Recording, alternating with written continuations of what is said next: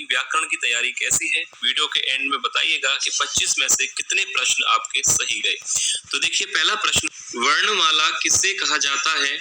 Options दिए गए हैं शब्द समूह को, वर्णों के संकलन को, या ऑप्शन सी शब्द गणना को, या ऑप्शन डी वर्णों के व्यवस्थित समूह को। तो देखिए आप अपना आंसर सोच लीजिएगा कि वर्णमाला किसे कहा जाता है। तो यहाँ पर राइट आंसर होगा ऑप्शन डी, वर्णों के व्यवस्थित समूह को वर्णमाला कहा जाता है। अगला प्रश्न है, ज्ञ वर्ण किन वर्णों के संयोग से बना है। ऑप्शंस दिए गए हैं, पहले आप इस प्रश्न को सही कर लीजिएगा।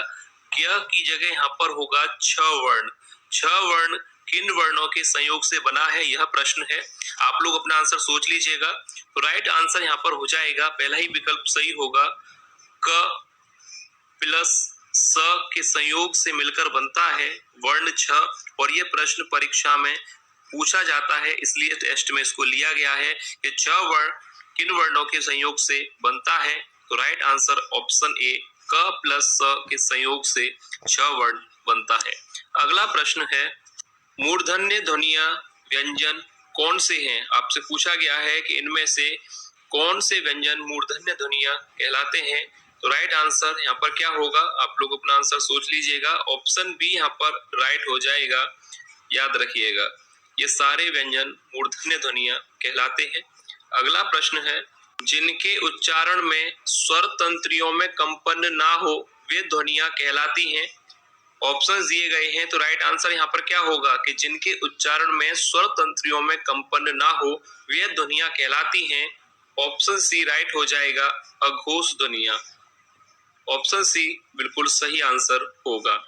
अगला प्रश्न है, पर्यावरण शब्द में र के किस रूप का प्रयोग हुआ है। ऑप्शंस दिए गए हैं, र पदेन, या ऑप्शन बी र रेफ, या र तिरछा, या डी र पाई।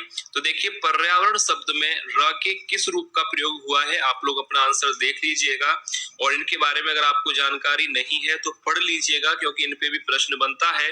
पर्यावरण शब्द में र के किस रूप का प्रयोग हुआ है, तो राइट आंसर हो जाएगा यहाँ पर र रेफ। ऑप्शन बी बिल्कुल सही आंसर होगा। अगला प्रश्न है, उच्चारण के समय जीव की स्थिति के अनुसार स्वरों के कितने भेद किए गए हैं। तो आप लोग अपना आंसर सोच लीजिएगा। उच्चारण के समय जीव की स्थिति के अनुसार, यहाँ पर ध्यान दीजिएगा कि जीव की स्थिति के अनुसार आपसे पूछा गया है स्वरों के कितने भेद किए गए हैं। ऑप्शंस दिए गए हैं 2, 3, 5 या 7। तो राइट आंसर होगा ऑप्शन बी 3। याद रखिएगा 3 भेद किए गए हैं जीव की स्थिति के अनुसार। अगला प्रश्न है, निम्न में अघोष वर्ण कौन सा है। ऑप्शंस दिए गए हैं क, ग, घ या झ। तो अघोष वर्ण आपसे पूछा गया है कि अघोष वर्ण कौन सा है। तो राइट आंसर हो जाएगा ऑप्शन पहला ही सही होगा, क अघोष वर्ण है। अगला प्रश्न है, अनुनासिक व्यंजन कौन सा होता है।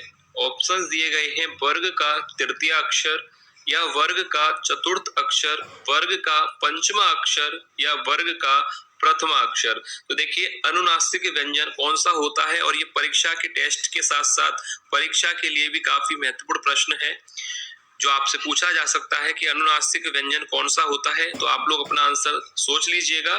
तो राइट आंसर हो जाएगा ऑप्शन सी, वर्ग का पंचमा अक्षर अनुनासिक व्यंजन होता है। याद रखिए ऑप्शन सी राइट आंसर होगा। अगला प्रश्न है, मगरमच्छ का स्त्रीलिंग शब्द कौन सा है। ऑप्शंस दिए गए हैं, मगरमच्छवी, या ऑप्शन बी मगरमच्छी, सी मादा मगरमच्छ, या डी मगरमच्छानी। तो देखिए मगरमच्छ का स्त्रीलिंग शब्द इनमें से कौन सा होगा, आप अपना आंसर सोच लीजिएगा। ऑप्शन सी राइट हो जाएगा, मादा मगरमच्छ। मगरमच्छ का स्त्रीलिंग शब्द होता है मादा मगरमच्छ।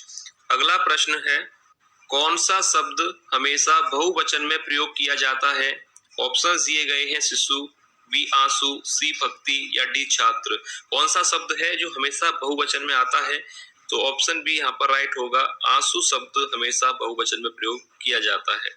अगला प्रश्न है, चूहा बिल से बाहर निकला में कौन सा कारक है। संबंध कारक, अधिकरण कारक, अपादान कारक, या संप्रदान कारक।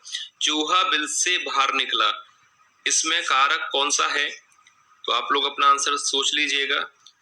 तो राइट आंसर यहाँ पर हो जाएगा ऑप्शन सी, चूहा बिल से बाहर निकला, अपादान कारक यहाँ पर होगा ऑप्शन